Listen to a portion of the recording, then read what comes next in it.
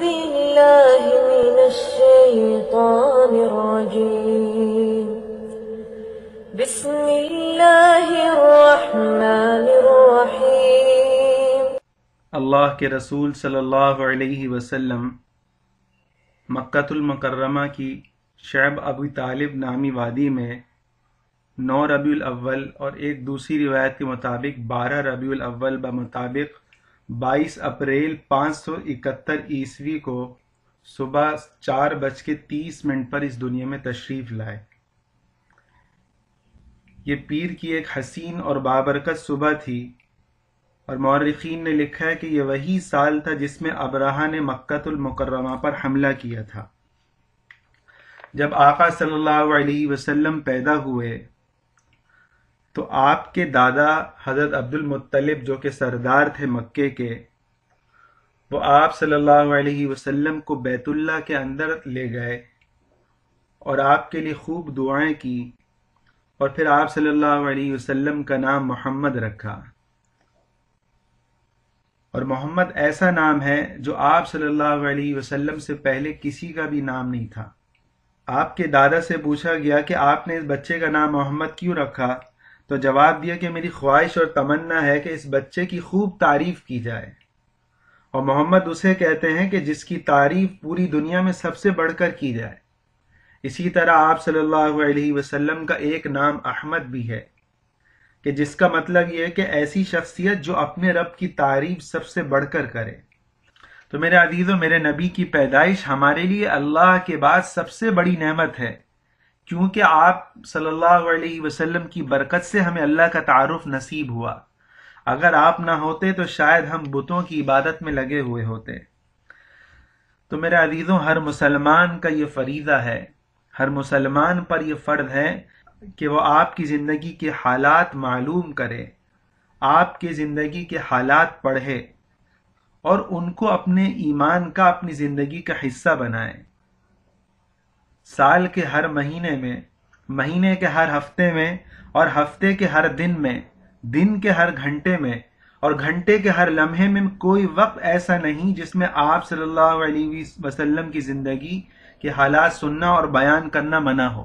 اس میں کسی کا بھی اختلاف نہیں۔ اختلاف اس بات پر ہے کہ خاص 12 ربیع الاول کی تاریخ مقرر کر کے اس روز میلاد بنانا، جلسے جلوس کرنا، چراغاں کرنا، یہ نہ آپ صلی اللہ علیہ وسلم سے ثابت ہے، نہ خلفۂ راشدین سے ثابت ہے، نہ صحابہ سے ثابت ہے، نہ چاروں اماموں سے ثابت ہے۔ تو میرے عزیزوں، قرآن و حدیث نے ہمیں خوشی کے 2 موقع ہمیں بتلائے، ایک عید الفطر اور ایک عید الاضحیٰ، یہ 2 ہمیں موقع بتائے۔ عید میلاد النبی کو عید کہنا یہ اللہ کے نبی سے بھی ثابت نہیں اور صحابہ سے بھی ثابت نہیں، اور اس میں تو عید سے بھی زیادہ جشن منایا جاتا ہے۔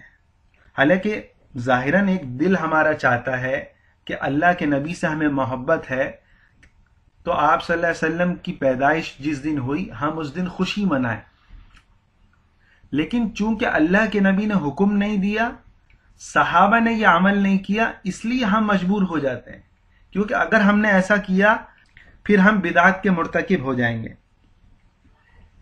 تو حقیقت یہ ہے کہ خود رسول اللہ صلی اللہ علیہ وسلم نے جن کے نام پر یہ عید منائی جاتی ہے، اللہ کے نبی کو 40 سال کی عمر میں نبوت ملی۔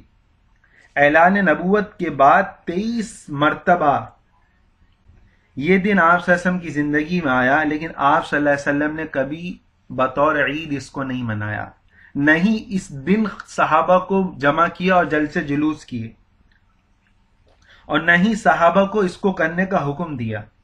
آپ حدیث کی 6 بڑی کتابیں اٹھا کے دیکھ لیں، جن کو ہم صحاح ستہ کہتے ہیں، بخاری، مسلم، ابو داؤد، ترمذی، نسائی، ابن ماجہ، ان کتب میں ہزاروں حدیثیں ہیں۔ آپ صلی اللہ علیہ وسلم کی زندگی کا ایک ایک گوشہ، ایک ایک سنت اس میں قید ہے، موجود ہے، ایک ایک عمل موجود ہے، مگر آپ کو ایک حدیث بھی، میں آپ بریلوی حضرات کو چیلنج دے کے کہہ رہا ہوں، ایک بھی حدیث بتائیں اتنی 6 مشہور کتابوں میں کہ جس میں آپ صلی اللہ علیہ وسلم نے میلاد منانے کا حکم دیا ہو اور صحابہ نے میلاد منائی ہو۔ آپ صلی اللہ علیہ وسلم کے اپنے فضائل ہیں پیدائش کے، اس سے انکار نہیں ہے کہ مشرق مغرب نور سے بھر گیا، کسرا کے محل کی دیواریں ٹوٹ گئی، یہ روایتیں موجود ہیں، لیکن یہ روایت موجود نہیں کہ آپ صلی اللہ علیہ وسلم نے خود جشن منایا یا پھر صحابہ کو جشن منانے کی ترغیب دی۔ آپ صلی اللہ علیہ وسلم کی 13 سالہ مکی زندگی اور 10 سالہ مدنی زندگی میں ایک مرتبہ بھی آپ صلی اللہ علیہ وسلم نے ایسا نہیں کیا، کیونکہ اسلام جو ہے یہ سالگرہ منانے سے منع کرتا ہے۔ آپ خود بریلوی حضرات کے بعد فتویٰ لینے چلے جائیں کہ بھئی میں اپنے بچے کی سالگرہ منا سکتا ہوں، کیونکہ سالگرہ میں تو زندگی کا ایک دن کم ہو گیا، تو سنت سے ثابت نہیں تو وہ منع کر دیں گے، لیکن نبی کی پیدائش پہ سالگرہ مناتے ہیں۔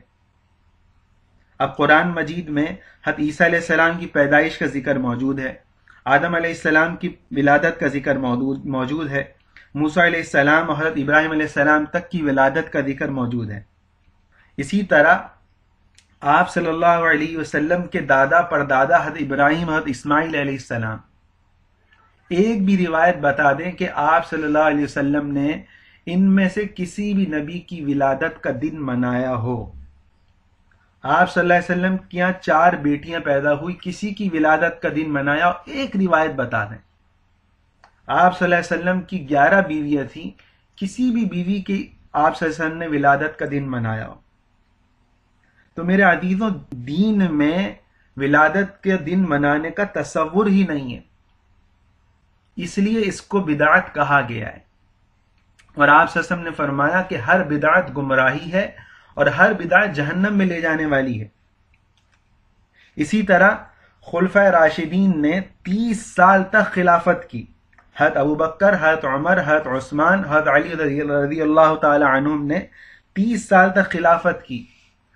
1000 سے زیادہ عربی اور اردو کتب ان حضرات کی سیرت پر موجود ہیں، ایک بھی آپ حوالہ دکھا دیں کہ ان خلفائے راشدین نے جو ہے نبی کی ولادت کا دن منایا ہو۔ کیوں؟ حدیث شریف میں آتا ہے، آپ صلی اللہ علیہ وسلم نے فرمایا کہ علیکم بسنتی وسنت الخلفاء الراشدین المہدیین من بعدی تمسکوا بہا، کہ میری سنت اور میرے بعد ہدایت یافتہ خلفاء راشدین کی سنت کو لازم پکڑ لو۔ آگے فرمایا کہ اس کو مضبوط اور سختی سے تھام لو، اور دین میں نئے نئے ایجاد کردہ کاموں سے بچو، کیونکہ دین میں ہر نیا کام بدعت ہے اور ہر بدعت گمراہی ہے۔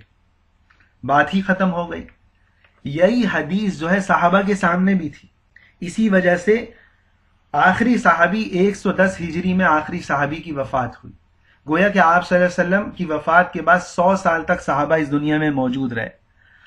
صحابہ پر بھی 1000 سے زیادہ عربی اردو کتب موجود ہیں، مگر آپ ایک روایت بھی نہیں بتا سکتے کہ کسی صحابی نے جو ہے اللہ کے نبی صلی اللہ علیہ وسلم کی ولادت کا دن منایا ہو۔ عبد الرحمن بن عوف رضی اللہ تعالی عنہ مدینے میں قحط پڑا، تو ان کا جو ہے شام سے ان کا سامان آ رہا تھا اونٹوں پر، غلہ لدا ہوا تھا، تو 1000 اونٹ انہوں نے جو ہے اور ماں غلہ غریبوں میں تقسیم کیے۔ کیا وہ ولادت والے دن چراغ نہیں جلا سکتے تھے؟ کیا وہ 12 ربیع الاول والے دن جو ہے جشن نہیں منا سکتے تھے؟ کیا وہ عاشق رسول نہیں تھے کہ آج کے بریلوی حضرات ہی سچے عاشق رسول ہیں؟ کیا وہ صحابہ سے زیادہ اور صحابہ سے بڑے عاشق رسول ہیں؟ نہیں میرے عزیزوں، جہاں سے دین پھیلا مسجد نبوی، جہاں آپ صلی اللہ علیہ وسلم کا روزہ ہے، وہاں بھی نہ چراغا ہوتا ہے 12 ربیع الاول والے روز جو کہ صحابہ کی اولادیں ہیں، نہ وہاں 12 ربیع والے دن جھنڈے لگائے جاتے ہیں۔ کیوں سنت سے یہ چیز ثابت نہیں ہے۔ اگر ثابت ہوتی تو نسل در نسل یہ چیز چلی آ رہی ہوتی۔ تو میرے عزیزوں، جشن ولادت النبی منانا یا عید ولادت النبی منانا یہ بدعت ہے، بدعت ہے، بدعت ہے، اور گناہ ہے، گناہ۔ اور اس روز جشن منانا یہ 20 گناہوں کا مجموعہ ہے، جس کو انشاءاللہ میں آگے کسی بیان میں جو ہے بیان کروں گا۔ تو ان گناہوں سے بچیں، لوگوں کو بھی اس بات کی ترغیب دیں کہ خلاف سنت عمل سے بچیں۔ ہمارے اکابر بھی آپ صلی اللہ علیہ وسلم کی ولادت کا دن مناتے ہیں، مگر کس طرح مناتے ہیں؟ علماء دیوبند لے لیں، یا جماعت اسلامی کو آپ لے لیں، یا تبلیغی حضرات لے لیں، یا ڈاکٹر اسرار احمد کی جماعت لے لیں، یا ڈاکٹر ذاکر نائک کی جماعت لے لیں، یا ہمارے اہل حدیث بھائی لے لیں، یہ 6 جماعتیں ایک طرف، ان میں سے کوئی بھی جو ہے دعوت اسلامی یا بریلوی حضرات کی طرح عید میلاد النبی نہیں مناتی۔ یہ 6 جماعتیں کس طرح آپ صلی اللہ علیہ وسلم کی ولادت کا دن مناتی ہیں کہ ولادت والے روز یہ 3 کام کرتی ہیں۔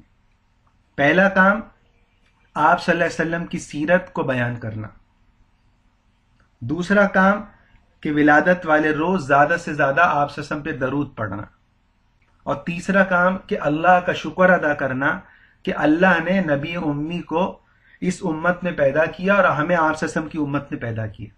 یہ 3 کام آپ کریں، اس کی اجازت ہے، لیکن ان 3 کاموں کو بھی سنت سمجھ کے کرنا بدعت ہے۔ یہ 3 کام بھی آپ عشق رسول سمجھ کے کریں، جیسے ہمارے اکابر کرتے ہیں۔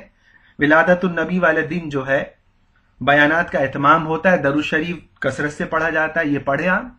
اللہ تعالی ہم سب کو 100% سنت پر عمل کرنے کی توفیق عطا فرمائے اور بدعات سے بچنے کی توفیق عطا فرمائے۔ وآخر الدعوانا ان الحمد للہ رب العالمین۔ اور آخر میں میرے عزیزوں گزارش ہے، اگر کسی کو اس سے فائدہ ہو اور کوئی چاہتا ہے کہ لوگ جو ہے بدعات سے بچیں اور 100% سنتوں پہ چلنے والے بنیں، تو آپ سنت کو زندہ کرنے کے لیے اس ویڈیو کو زیادہ سے زیادہ جو ہے شیئر کریں، زیادہ سے زیادہ اپنے دوستوں عزیزوں کو بھیجیں۔ یہ آپ کے لیے بہت بڑا صدقہ جاریہ ہے۔